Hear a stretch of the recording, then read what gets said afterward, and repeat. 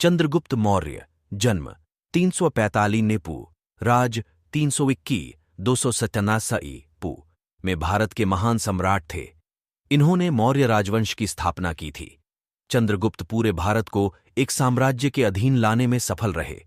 चंद्रगुप्त मौर्य के राज्यारोहण की तिथि साधारणतया 321 पू निर्धारित की जाती है।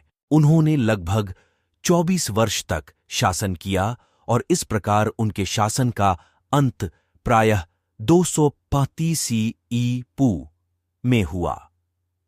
भारतीय तिथिक्रम के अनुसार चंद्रगुप्त मौर्य का शासन ईपू 1524 से आरंभ होता है। मेगस्थनीज ने 4 साल तक चंद्रगुप्त की सभा में एक यूनानी राजदूत के रूप में सेवाएं दी। ग्रीक और लैटिन लेखों में चंद्रगुप्त को क्रमशः सैंड्रोकोट्स और एंडोकॉट्स के नाम से जाना जाता है। चंद्रगुप्त मौर्य प्राचीन भारत के इतिहास में एक महत्वपूर्ण सम्राट है।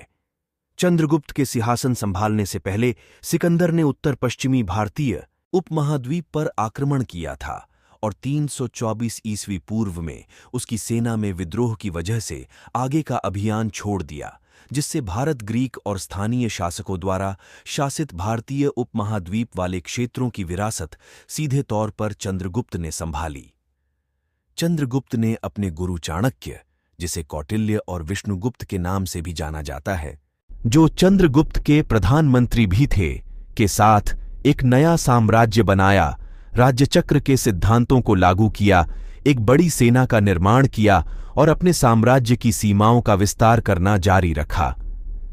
सिकंदर के आक्रमण के समय लगभग समस्त उत्तर भारत धनानंद द्वारा शासित था।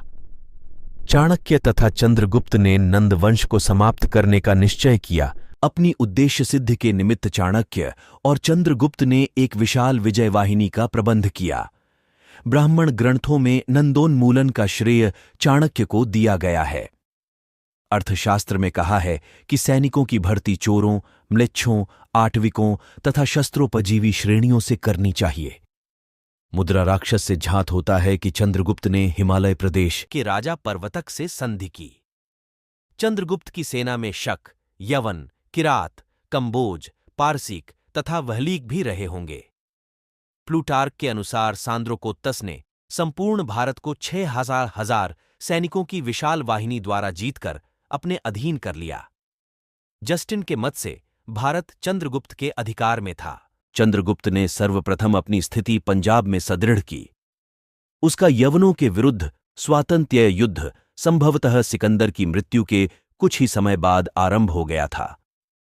जस्टिन के अनुसार सिकंदर की मृत्यु के उपरांत भारत ने सांद्रोकोत्तस के नेतृत्व में दास्ता के बंधन को तोड़ फेंका तथा यवन राज्यपालों को मार डाला।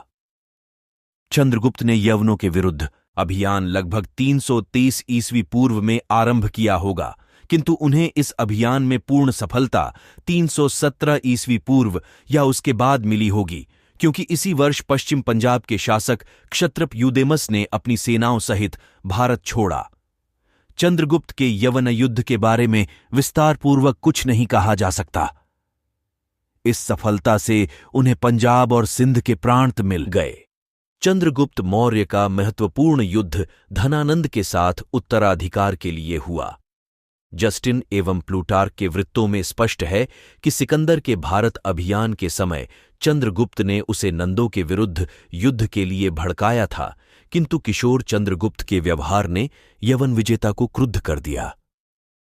भारतीय साहित्यिक परंपराओं से लगता है कि चंद्रगुप्त और चाणक्य के प्रति भी नंद राजा अत्यंत असहिष्णु रह चुके थे।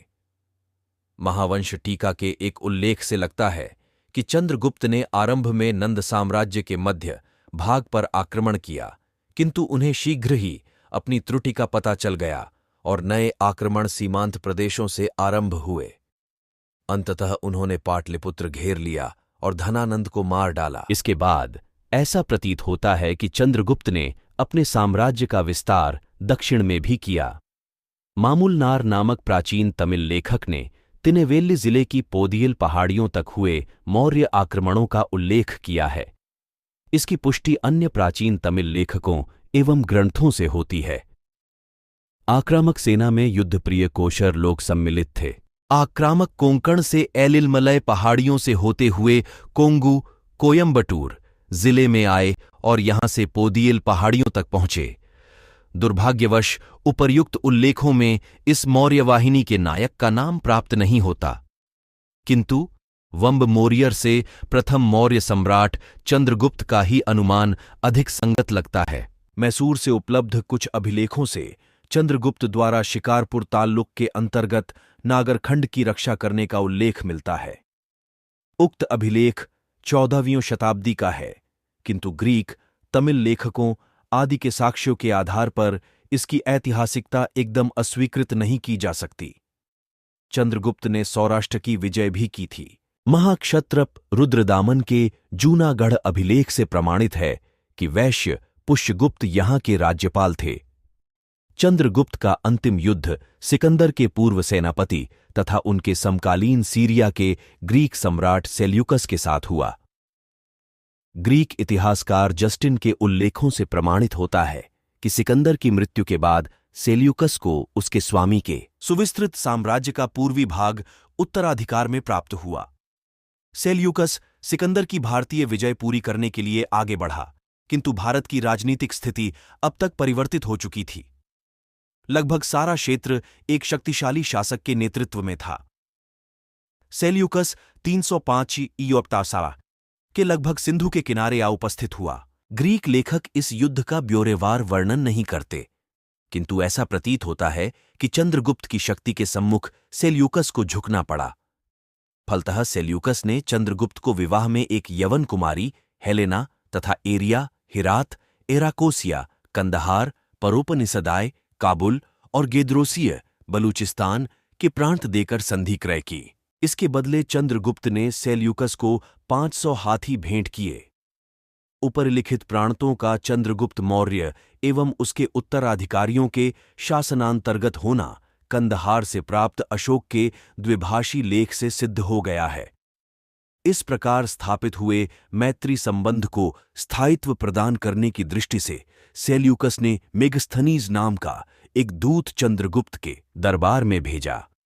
यह वृत्तांत इस बात का प्रमाण है कि चंद्रगुप्त का प्रायः संपूर्ण राज्यकाल युद्धों द्वारा साम्राज्य विस्तार करने में बीता होगा। श्रवणबेलगोला से मिले शिलालेखों के अनुसार चंद्रगुप्त अपने अंतिम दिनों में पितृमतानुसार जैन मुनि हो गए। चंद्रगुप्त अंतिम मुकुटधारी मुनि हुए। उनके बाद और कोई मुकुटधारी शासक दिगंबर मुनि नहीं हुए। अतः चंद्रगुप्त का जैन धर्म में महत्वपूर्ण स्थान है। स्वामी भद्रबाहु के साथ श्रवणबेलगोल चले गए। वहीं उन्होंने उपवास द्वारा शरीर त्याग किया। श्रवणबेलगोल में जिस पहाड़ी पर वे रहते थे उसका नाम चंद्रगिरी है और वहीं उनका बनवाया हुआ चंद्रगुप्त बस्ती नामक मंदिर भी है।